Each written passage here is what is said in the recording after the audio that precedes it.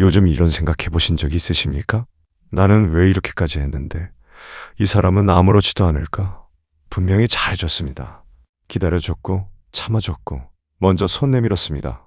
그런데 돌아온 건 고마움이 아니라 서운함이었습니다. 그래서 결국 이렇게 생각합니다. 사람이 문제인가? 내가 너무 잘해준 걸까?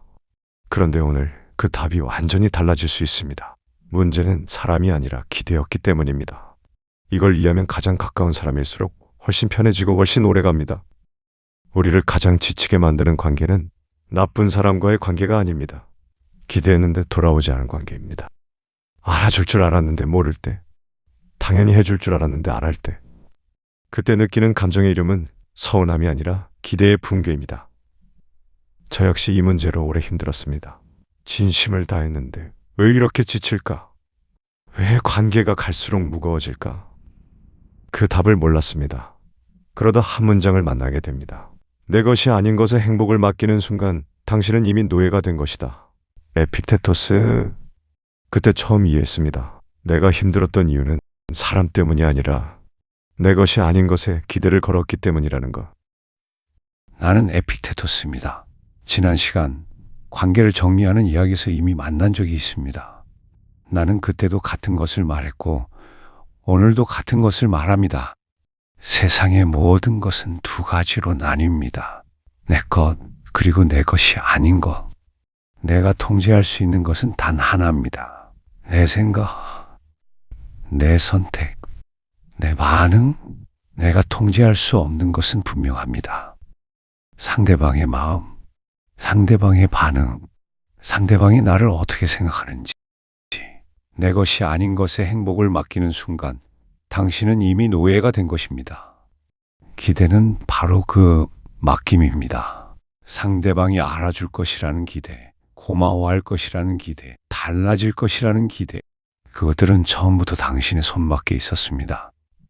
나는 여러분께 묻고 싶습니다. 지금 당신의 행복은 누구의 손 안에 있습니까? 여기서 많은 분들이 하시는 가장 큰 오해가 있습니다. 기대를 버리라는 게 그럼 상대방에게 무관심하게 지내라는 건가요? 절대 그렇지 않습니다. 기대를 가지고 배려하는 것은 거래입니다. 기대 없이 배려하는 것은 진짜 사랑입니다. 기대를 내려놓을수록 오히려 더 순수하게 상대방을 아낄 수 있습니다. 자, 이제 핵심입니다. 기대를 내려놓고 관계가 편해지는 방법 3가지입니다. 첫째, 내 것과 내 것이 아닌 것을 구분합니다. 내가 통제할 수 있는 것, 내 생각과 내 선택과 내 반응, 내가 통제할 수 없는 것, 상대방의 마음과 반응과 판단, 이 2가지를 구분하는 것만으로도 서운함의 절반은 사라집니다. 통제할 수 없는 것을 원하지 마십시오. 그것을 원하는 한 당신은 결코 자유로울 수 없습니다. 내 것이 아닌 것을 내 것으로 여기는 순간부터 고통이 시작됩니다. 스텝 1. 오늘 누군가에게 서운한 감정이 든다면 딱 하나만 물어보세요. 이것이 내가 통제할 수 있는 것인가, 없는 것인가? 통제할 수 없는 것이라는 답이 나오면 그 순간 내려놓으십시오. 그것이 시작입니다. 둘째, 기대를 소망으로 바꿉니다. 이것이 오늘의 핵심입니다. 기대는 이렇게 말합니다. 당연히 그래야 한다. 소망은 이렇게 말합니다. 그렇게 되면 참 좋겠다. 작은 차이처럼 보이지만 이 2 문장이 만들어내는 감정의 차이는 엄청납니다. 기대는 충족되지 않으면 배신감을 낳습니다. 소망은 이루어지지 않아도 원망을 낳지 않습니다. 더 중요한 것이 있습니다. 기대를 소망으로 바꾸는 순간 관계 안에서 내가 가지는 태도가 달라집니다. 당연히 해줘야 하는데 안 했다가 해줬으면 좋았겠지만 안 했구나로 바뀝니다. 그 차이 하나가 며칠씩 이어지는 서운함을 하루 안에 정리하게 해줍니다. 바라는 것은 허락됩니다. 하지만 당연히 그래야 한다고 요구하는 순간 당신은 이미 그것의 노예가 된 것입니다. 소망은 당신의 것입니다. 기대는 상대방에게 건네준 것입니다. 그 둘을 구분하는 것이 관계를 지키는 가장 조용한 방법입니다. 스텝 2. 지금 가장 가까운 사람에게 품고 있는 기대 하나를 꺼내보세요. 그리고 이렇게 바꿔보세요. 당연히 그래야 한다. 그렇게 되면 참 좋겠다. 이 한마디가 관계의 긴장을 한층 풀어줍니다. 셋째, 주는 행위 자체를 완결된 것으로 여깁니다. 우리가 가장 깊이 지치는 순간은 배려가 보답받지 못했을 때입니다. 그런데 생각해보면 우리는 언제부터 배려를 거래처럼 생각하게 됐을까요? 내가 진심으로 누군가를 위해 무언가를 했다면 그 행위는 그 순간 이미 완성된 것입니다. 상대방이 고마워하는지, 알아주는지, 보답하는지는 그 완성 이후의 이야기입니다. 그것은 상대방의 몫이지 내 행위의 조건이 아닙니다. 좋은 행동은 그 자체로 충분한 보상입니다. 상대방이 고마워하는지는 그 사람의 몫입니다. 당신이 잘 행동했다는 사실, 그것은 누가 가져갈 수 없습니다. 보답을 기다리는 배려는 이미 거래가 된 배려입니다. 기다림 없이 주는 것, 그것만이 온전한 의미에서 주는 것입니다. 스텝 3. 오늘 가장 가까운 사람에게 무언가를 해주고 싶은 것이 있다면 하기 전에 이렇게 생각해 보세요. 나는 이것을 돌아오는 것 없이도 할 수 있는가? 그 답이 예스라면 하십시오. 그것이 기대 없이 주는 첫 연습입니다.